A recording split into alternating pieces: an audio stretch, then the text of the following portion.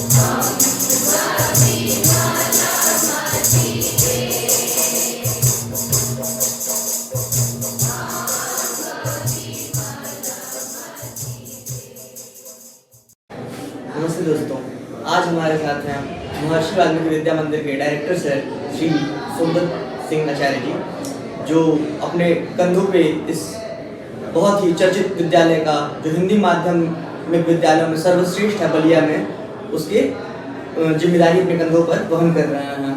तो स्वागत करते हैं हम आचार्य जी का और जानेंगे इनसे इन विद्यालय के बारे में और कुछ बातें आचार्य जी के बारे में भी, जहाँ कैसे इन्होंने अपने करियर को शुरुआत किया, कैसे इनका बचपन बीता। तो शुरू करते हैं आचार्य जी से वार्तालाप। तो आचार्य जी, बर्थ प्लेस और प्राइमरी एजुकेशन के बारे में। बर्थ प्लेस तो ये हमारा आजमगढ़, ये गाजीपुर आजमगढ़ डिस्ट्रिक्ट जी, और उसमें महुआरी गाँव का मैं रहने वाला हूँ। और प्राइमरी में जब हम लोग शिक्षा ग्रहण करते थे तो उस समय जो शिक्षा की जो व्यवस्था थी वो इस समय से कुछ भिन्न थी। उस समय गुरु शिष्य का एक अद्भुत एक संबंध दिखाई देता था, और अगर हम लोगों के गुरु कुछ भी कहते थे तो हम लोग अक्षर से पालन किया करते थे। और यही कारण है कि आज भी मैं उसी पद्धति को अपनाता हूँ। जो भी विद्यालय में पढ़ते हैं उस पद्धति को अपनाएं, उसके अनुसार आचरण करें, और यदि उसके अनुसार आचरण करें तो निश्चित रूप से उनका विकास होगा। तो चलिए, आप जब पढ़ते थे तो आपका सबसे प्रिय मतलब फेवरेट सब्जेक्ट क्या होता था? जैसे स्कूल टाइम सब्जेक्ट तो उस समय प्राइमरी स्तर पर तो मेरा गणित था। वैसे मैं खेलने में विशेष रुचि लेता था। स्पोर्ट्स पे ज़्यादा ध्यान देते थे? हाँ, स्पोर्ट्स पे ज़्यादा ध्यान देता था। और स्पोर्ट्स मेरा लगभग जब तक मैं विद्यार्थी था तब तक मेरा स्पोर्ट्स चलता था। किस स्पोर्ट्स में आप थे? हॉकी हॉकी में खेलते थे? भारत का जो नेशनल प्रिय खेल रहा उसी में जी। और मतलब अच्छा डिस्ट्रिक्ट लेवल पर भी, क्षेत्र में भी लोग जानते थे कि नहीं हॉकी के खिलाड़ी हैं। आपका जैसे ऑरा चलता है सर, आप जब चलते हैं तो डेफिनेटली उसमें भी चलता होगा कि आप बहुत अच्छे खिलाड़ी होंगे। टेबल दे दिए लोगों को बांट। टीचर से मार पड़ी हो? नहीं, कभी कोई बहुत शैतानी तो नहीं करते थे। केवल एक कि जब आते थे घर विद्यालय से, और विद्यालय से भोजन इत्यादि करने के बाद थोड़ा जाते थे, गोली खेलने लगते थे, कंचा जिसको। तो पिताजी हमारे चूँकि इस पर बहुत कभी कभी हमको दंडित कर दिया करते थे, और अंत में माता जी हमको परामर्श दी, मतलब प्रेम से समझाएं, फिर मैं उसको छोड़ दिया। जैसे ये बहुत ट्रेडिशनल खेल होता है, जैसे गोली हो गया, गिल्ली डंडा हो गया, अब धीरे धीरे विलुप्त होता जा रहा है। तो एक ये लोकल कल्चर का भी तो पार्ट है आचार्य जी? हाँ, लोकल कल्चर का पार्ट है, सही कहा। क्योंकि गांव इत्यादि का जो आप बता रहे हैं, उस समय यही एटमॉस्फेयर यही था कि गुल्ली डंडा लोग खेलते थे, कबड्डी खेलते थे और ये गोली भी खेलते थे। लेकिन भाई अभिभावक को अगर ये नहीं पसंद है तो भाई अभिभावक उस पर जब दंडित कर रहे हैं। और माता जी मैं देखता था किसी बात को अच्छे से समझा देती थी तो मैं उसको छोड़ देता। जब आप छोटे थे जय जी तो आपका ड्रीम क्या था, क्या बनना चाहते थे आप? ऐसे मैं सर पूछिए खेल के ही क्षेत्र में सोचता था कि कोई अभ्यास करें, लेकिन नहीं प्राप्त हो सकी। वैसे मैं इंटर यूनिवर्सिटी भी खेला हूँ, गोरखपुर विश्वविद्यालय उस समय था, सिविल कॉलेज आजमगढ़ से, सिविल कॉलेज आजमगढ़ से मैं चूँकि उसमें पढ़ता था, खेलता था वहीं से, और गोरखपुर विश्वविद्यालय में जाया करता था जब वहाँ का पिता लगता था। तो मेरी हॉबी बस वही थी खेलने की, और मैं लक्ष्य यही बनाया था कि हॉकी में ही कुछ देश का नाम मतलब आगे ले आना चाहता था। हॉकी ही मेरा प्रिय था खेल। और कोई खेल थे जी हॉकी के अलावा? हॉकी के अलावा ऐसे मैं कबड्डी में खेलता था, वॉलीबॉल खेलता था, ये 3 खेल। बचपन की कोई सीख है जी जो ऐसे आप लोगों से शेयर करना चाहते हो, जो आपके बचपन में दी गई हो लेकिन अभी तक साथ हो? बचपन में इसे जो गुरु बताया करते थे कि बड़ों के आदेश का पालन करना, श्रेष्ठ जनों का, माता पिता की सेवा करना, श्रेष्ठ जनों की आज्ञाओं का पालन करना, ये बातें आज भी मेरे मन में, आज भी मैं इस बात का पालन करता हूँ। और चूँकि प्रारंभ में वैसी नींव पड़ी कि अब मैं उसको भूलता नहीं। ये कारण था कि जब तक मेरे माता पिता थे, मैं यहाँ से जब जाता भी था तो निश्चित रूप से अपनी माँ का पैर दबाता था, दबा करके सही। जब आप हॉकी में इतना इंटरेस्ट थे तो धीरे धीरे आपका करियर इसमें टीचिंग लाइन में कब शिफ्ट हो गया था? टीचिंग में जब मैं उसमें सफल नहीं हुआ, सिलेक्शन इत्यादि होने के बाद भी कहीं मेरा जब गए कंपटीशन इत्यादि में तो मैं देखा कि कहीं सफलता नहीं प्राप्त हो रही है। फिर मैंने बीएड की तरफ झुका, और बीएड में जब मैं गया तो टीचर वहाँ सिविल कॉलेज में ऐसे लोग मिले जो टीचिंग के प्रति हमारे कुछ पढ़ा दी। और फिर मेरी टीचिंग जो लगी थी डीएवी इंटर कॉलेज आजमगढ़, वहाँ मैं गया तो वहाँ के 9 के बालक हमको इतने अच्छे मिले कि वहीं से हमारी टीचिंग के प्रति रुचि बढ़ गई। फिर मैं सोचा कि एक अच्छा ये टीचिंग का जो पेशा है एक अच्छा है ये, और इसमें अगर ऐसे बालक मिले तो वास्तव में हमको बहुत अच्छा लगा। फिर मैं उसी में रम टीचिंग। जैसा आपने बताया था कि आप आजमगढ़ में पढ़ाना शुरू किए थे, तो आपका जितना मैं जानता हूँ कि आप नागाजी में पढ़ाते थे महर्षि स्कूल से पहले, तो उसमें कब ज्वाइन किए थे और क्या? इसमें मेरा ऐसा विद्या भारती की संस्था है, उसमें मार्ट निकल गए थे, मैं उसको भरा हुआ था, उसमें हमारे सिलेक्शन हो गए। इस सिलेक्शन के बाद नागाजी यही शिशु मंदिर में मेरा मुझे भेजा गया। फिर मैं आया तो यहाँ के बालक बड़े हमको अच्छे मिले। फिर मैं वहीं से टीचिंग पर मैं और उत्साहित हो गया और मेरी रुचि बढ़ी। मैं बालकों को पढ़ाने में पूरा अपना समय देते था। ये विद्यालय बहुत ही पहले से चला आ रहा है, कैसे उस टाइम में ये आइडिया आया था कि अपना कुछ शुरू करता है या अपना विद्यालय शुरू करता है? चूँकि अब नागाजी में मैं था कि कुछ ऐसी परिस्थितियाँ आई, थोड़ा मैं अपने अनुसार शिक्षा देने का प्रयास करता हूँ। अगर उसमें व्यवधान आता है तो फिर मैं वहाँ से थोड़ा अपना मुख मोड़ना पसंद करता हूँ, और इसलिए मैं नागाजी को छोड़ करके आकर के महर्षि वाल्मीकि विद्यालय की स्थापना किया। फिर अपने मनोनुकूल यहाँ बालकों को शिक्षा देने का प्रयास किया। यही कारण है कि विद्यालय आपने घर जोड़ा जाए, जैसे शुरू में लोग आने में हेजिटेट करते हैं कि कोई बहुत प्राचीन विद्यालय चल रहा है, उसमें अब नए स्कूल में शिफ्ट होना ये बहुत मुश्किल काम होता है। नहीं, वो काम तो मुश्किल होता है, लेकिन क्योंकि जो बालक नागाजी में हमसे पढ़ते थे उनके अभिभावक से मेरा संपर्क था, और अभिभावकों में ये विश्वास था आचार्य जी कभी भी बालकों के साथ उनके भविष्य के साथ खिलवाड़ नहीं करेंगे, इसलिए पूर्ण विश्वास के साथ हमारे साथ भेजिएगा। जैसे आप मेडिटेशन में बहुत अच्छा बताते हैं कि ध्यान कैसे करना चाहिए और उसका क्या फ़ायदा है। मेरे दर्शकों को बताएंगे सर कि आप ध्यान के बारे में, उसका क्या फ़ायदा है, ध्यान के बारे में और कैसे करना चाहिए प्रोसीजर। जब तक ध्यान के बारे में तो ऐसे मैं बताता था, क्या जो मैं शिक्षा लिया था मेडिटेशन के बारे में, उसमें ज्ञान मुद्रा, आप बैठ जाइए सुखासन में या पद्मासन में किसी में भी, और अपने अंगुष्ठित तर्जनी अंगुली से ऐसा स्पर्श कराइए कि अगर आपका ब्लड सर्कुलेशन आपको मालूम होने लगे तो समझिए कि आपका ध्यान कुछ लग रहा है। उसमें भी ध्यान इतना आसानी से नहीं लगता है, धीरे धीरे उसको ला करके जो तिलक का स्थान है वहाँ पर मन को एकाग्रचित करते हैं, और ये ध्यान लगने लगा तो ये मान करके आप चलिए कि बालक कंसंट्रेट अगर हो गया तो कक्षा में आचार्य जी लोग की बात को बहुत ध्यान से सुनते हैं, और अगर ध्यान से वो सुनते हैं तो आधा से अधिक वो कंठस्थ कर लेते हैं। फिर घर पर जाते हैं, अगर उसको एक बार थोड़ा अभ्यास कर लिए तो निश्चित रूप से उनको अधिक से अधिक उस विषय में ध्यान देता है। इसलिए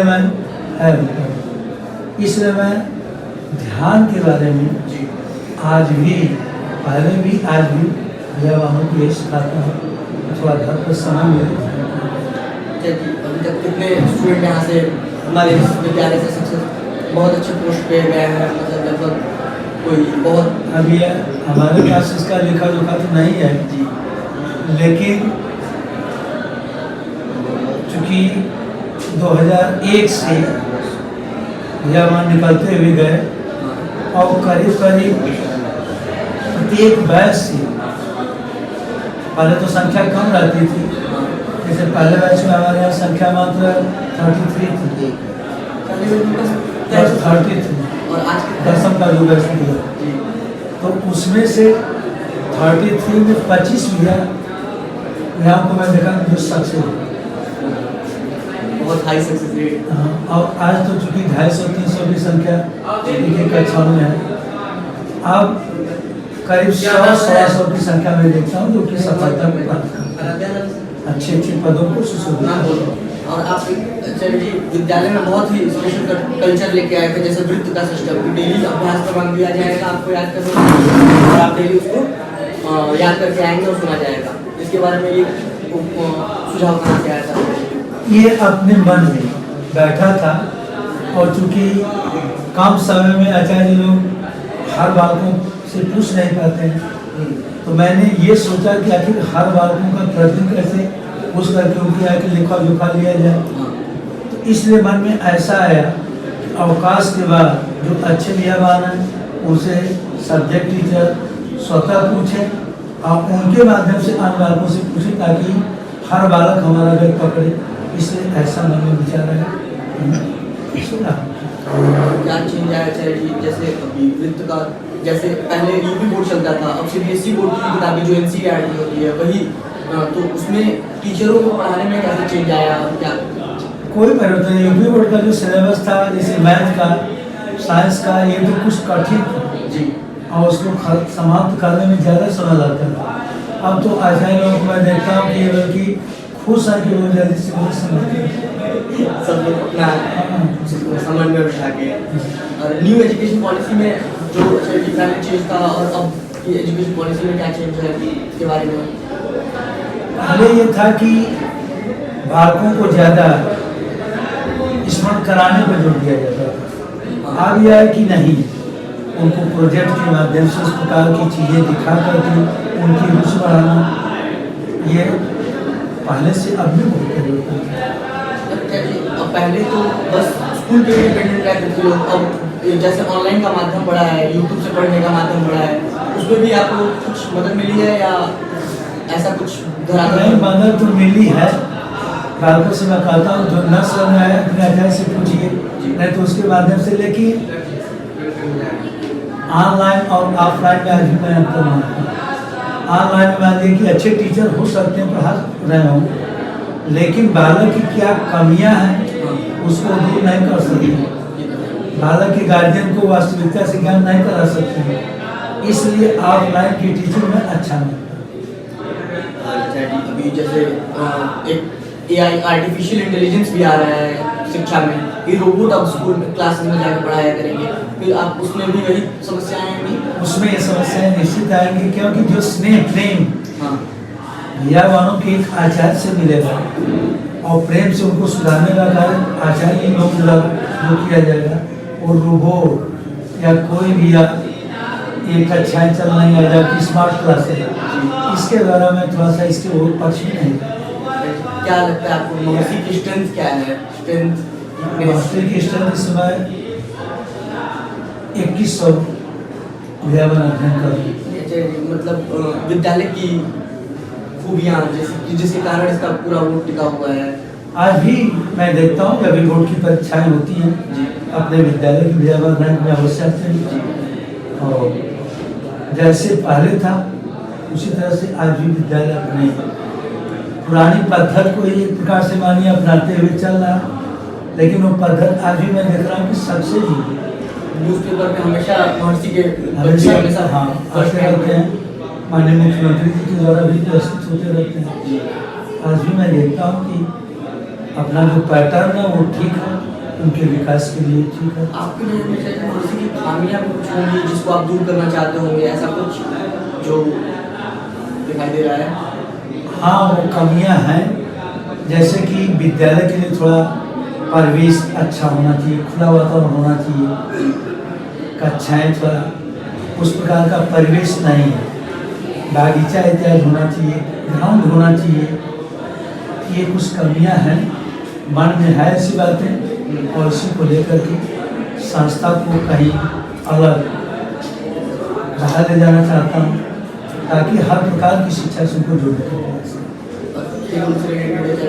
जैसे आप खेल के बहुत शौकीन हैं, हाँ, इसीलिए तो कुछ ग्राउंड इत्यादि ऐसा देख रहा हूँ जहाँ पे दिया हुआ उनको, क्योंकि मैं इसके पक्ष में रहता हूँ, फिर भी प्रोत्साहित करता हूँ घर पर आप समय निकाल करके यहाँ कम स्थान में उनको शिक्षा दे देता हूँ, लेकिन अभ्यास करने के लिए प्रेरित करता हूँ, घर पर जाकर के अपना वो सीखें।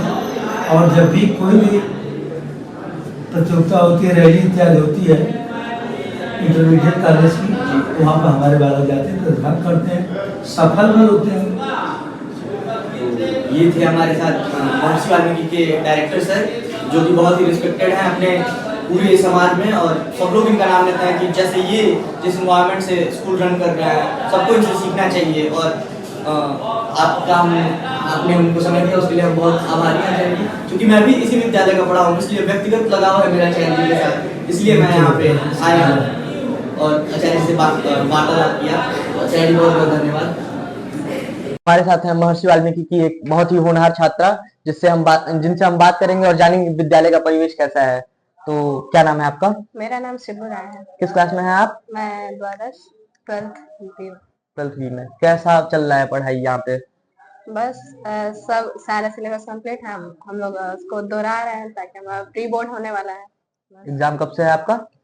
प्री बोर्ड 7 से है, और बोर्ड की परीक्षाएं 24 तारीख। बोर्ड के पहले आपका प्री बोर्ड लिया जाता है ताकि आपकी तैयारी अच्छे से हो सके। हाँ। क्या लगता है यहाँ का बाकी स्कूल से आपके दोस्त होंगे बाहर के जो स्कूल में नहीं होंगे, उनके तुलना में ये स्कूल कहाँ स्टैंड कर रहा है? अच्छा परफॉर्मेंस दे रहा है? अपना टीचर सारे एफर्ट डाल रहे हैं अच्छे से? बिल्कुल। हाँ, मतलब बाकी स्कूलों के कंपैरिजन में तो हमारा स्कूल मेरे हिसाब से मेरे को बढ़िया है जी। तो ये थी हमारे साथ जो कि विद्यालय की प्रधानमंत्री भी हैं और बहुत ही कर्मठ छात्रा हैं, जिनसे बात करके हमें बहुत अच्छा लगा। हमारे साथ विद्यालय की एक और छात्रा जी हैं जो ये भी अपने स्टडी को लेकर बहुत ज्यादा सीरियस हैं। क्या नाम है मैम आपका? जी, मेरा नाम अफसाना खातून है। कहाँ पढ़ती हैं आप पहले, या शुरू से यहीं पे पढ़ी हैं आप? जी नहीं, पहले मैं अपने गांव के विद्यालय में पढ़ती थी, फिर अष्टम से मैं यहाँ अध्ययन करती हूँ। तो कैसा लग रहा है उस विद्यालय में और इस विद्यालय में, क्या अंतर दिखाई दे रहा है? उस विद्यालय और इस विद्यालय में बहुत बड़ा अंतर है, क्योंकि उस विद्यालय में कोई नियम कानून कुछ भी नहीं था, वंदना भी ठीक से नहीं हो पाता था, और यहाँ पे प्रधानाचार्य जी जो थे यहाँ पे सबको साथ लेकर वंदना करवाते हैं, और वहाँ की अपेक्षा यहाँ पे बहुत अच्छी पढ़ाई होती है। सभी शिक्षक जो जो है अपने सिलेबस से लेकर अत्यधिक रिवाइज करवा रहे हैं। सिलेबस पूरा कंप्लीट हो चुका है, जो थोड़ा बहुत बाकी भी है वो जल्दी जल्दी कंप्लीट हो ही रहा है। आप किस क्लास में हैं? मैं 10वीं ब की छात्रा हूँ। तो आपका बोर्ड का एग्जाम का तैयारी हो रहा है अच्छे जी से? हो रहा है बहुत अच्छे से। चलिए, बहुत बहुत धन्यवाद।